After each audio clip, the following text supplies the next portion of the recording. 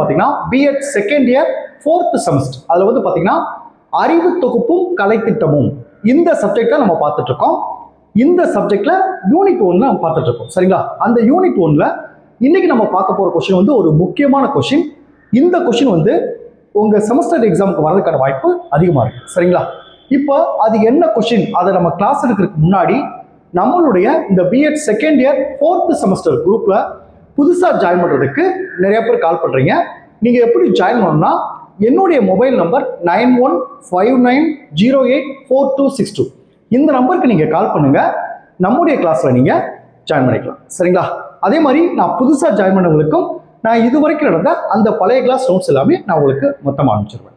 Okay, இப்போ நம்ம class போவோம். இப்போ வந்து பார்த்தீங்கன்னா என்ன கேள்வி நம்ம பார்க்க போகிறோம் பார்த்தீங்கன்னா அறிவின் உட்பிரிவுகள். இப்போ லாஸ்ட் கிளாஸில் அறிவின் வகையெல்லாம் பார்த்தோம். இன்னைக்கு வந்து அறிவின் உட்பிரிவுகள்லாம் பார்க்க போறோம். சரிங்களா? இந்த அறிவின் உட்பிரிவுகள்ல மொத்தம் 9 உட்பிரிவுகள் இருக்கு. ஃபர்ஸ்ட் அந்த 9 உட்பிரிவுகள் என்னென்னு பார்த்துட்டு அதுக்கு பிறகு ஒவ்வொன்றா நம்ம கிளாஸ் எடுப்போம். சரிங்களா? இப்போ வந்து பார்த்தீங்கன்னா இதுல வந்து 9 உட்பிரிவுகள் கொடுத்துருப்பேன். பட் நீங்க வந்து எக்ஸாம் எழுதும் போது 7 உட்பிரிவுகளை நீங்க எக்ஸ்பிளைன் பண்ணா போதும். சரிங்களா? ஓகே, ஃபர்ஸ்ட் வந்து இந்த 9 உட்பிரிவுகள் என்னென்னு பார்த்துருவோம். இப்போ பாருங்க, அறிவின் உட்பிரிவுகள் அல்லது இனங்கள் ரெண்டுமே ஒண்ணுதான். அதுல என்ன பாருங்க, ஃபர்ஸ்ட் ஒன்று பாருங்க அறிஞர்கள் கண்ட அறிவு, 2 பாருங்க விஞ்ஞான அறிவு, 3 பாருங்க புலன்சார் அனுபவ அறிவு, 4 பாருங்க ஆராய்ந்தறிதல் மூலம் பெறும் அறிவு, 5 நடைமுறை அறிவு, 6 கள அறிவு அல்லது நிபுணத்துவ அறிவு, 7 வந்து பகிர்ந்து காணப்படும் அறிவு, 8 வந்து குறிப்பிடப்பட்ட அறிவு, 9 வந்து சூழலின்படி அமைந்த அறிவு. இந்த 9 அறிவுகள் இருக்கு. இன்னைக்கு நம்ம பார்க்க போற உட்பிரிவுகள் வந்து ஃபர்ஸ்ட் 3 உட்பிரிவுகள் பார்க்க போறோம். அதாவது அறிஞர்கள் கண்ட அறிவு, 2 விஞ்ஞான அறிவு, 3 புலன்சார் அனுபவ அறிவு. இந்த 3 அறிவு தான் நம்ம இன்னைக்கு பார்க்க போறோம். சரிங்களா? இதுல ஃபர்ஸ்ட் பாருங்க அறிஞர்கள் கண்ட அறிவு.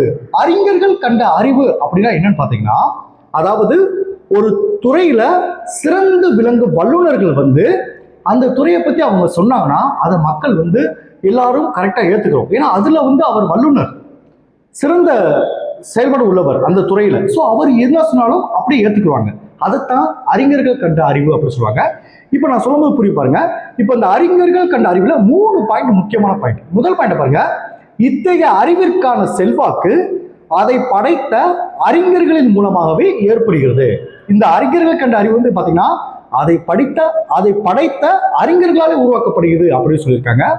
2ஆம் பாயிண்ட் பாருங்க, வல்லுநர்கள் எந்த துறையை சார்ந்தவர்களாக இருந்தாலும், பார்த்தீங்களா, அவங்க எந்த துறையை சார்ந்தவர்களாக இருந்தாலும் அத்துறையில் புகழ் பெற்றோ அல்லது நிபுணத்துவம் பெற்றோ விளங்கினால் அத்தையோரது கருத்துக்கள் மறுப்பு ஏதுமின்றி ஏற்றுக்கொள்ளப்படுகிறது. சொல்ல பார்த்தீங்களா, அதுக்கு முன்னாடி அந்த துறையில வந்து அவங்க நிபுணத்துவம் புகழ் பெற்று விளங்கினா அத்தையோர கருத்துக்கள் மறுப்பு ஏதுமின்றி ஏற்றுக்கொள்ளப்படுகிறது. 3ஆவது பாருங்க, வல்லுநர்கள் மீது நாம் கொண்டிருக்கும் மதிப்பும் மரியாதையும் அவர்கள் கூறும் கருத்துக்களுக்கும் சென்றடைகிறது. இப்ப எக்ஸாம்பிள் பாருங்க, யாரும் பாருங்க, இந்த புத்தர், காந்தி, அரவிந்தர், ரமணர், Karl Marx, Socrates, Aristotle, Rousseau, Newton, Einstein, சர்ஜி ராமன், இவெல்லாம் பார்த்தீங்கன்னா ஒரு துறையில வல்லுநர்கள். இவங்க சொன்ன எல்லாதும் மக்கள் வந்து அப்படி ஏத்துக்கிறாங்க. சரிங்களா? இதைத்தான் அறிஞர்கள் கண்ட அறிவு அப்படின்னு சொல்லுவாங்க.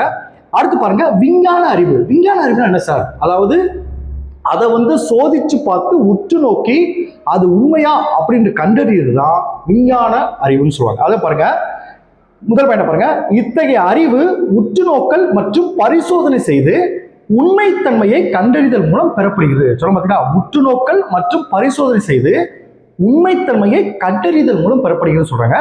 முக்கியமான விஷயத்தை கொடுத்து பாருங்க, ஒரு விஷயத்தை பார்த்தவுடன் அப்படியே நம்பாமல் அதை ஆராய்ந்து மற்றும் சோதனை செய்து அதன் உண்மையை உணர்ந்து கொள்வதுதான் விஞ்ஞான அறிவு எனப்படும். இப்போ உங்களுக்கு புரிஞ்சுச்சா? எக்ஸாம்பிள் கொடுக்க பாருங்க. உற்று நோக்கல் அப்படின்னா என்ன?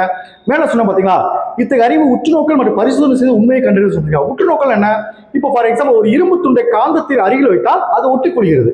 அதை ஒட்டிக்கொள்றத பார்க்கிறோம், அது உற்று நோக்கல். 2வது பரிசோதனை பாருங்க, இதை மீண்டும் மீண்டும் செய்து பார்த்து காந்தம் இரும்பை ஈர்க்கும் என்று உண்மையை உறுதி செய்வது. இதைத்தான் என்ன சொல்லுவாங்கன்னா இந்த விஞ்ஞான அறிவு அப்படின்னு சொல்லுவாங்க. 3வது பாருங்க, புலன்சார் அனுபவ அறிவு. இதுல பாருங்க, புலன் நுகர்வுகளை புலன் காட்சிகளாக மாற்றி அமைத்து சாயல்கள் வடிவில் நினைவில் பதிய செய்து. நல்லா கொஞ்சம் இந்த வார்த்தை புரியாம இருக்கும், நான் மறுபடியும் சொல்ல பாருங்க.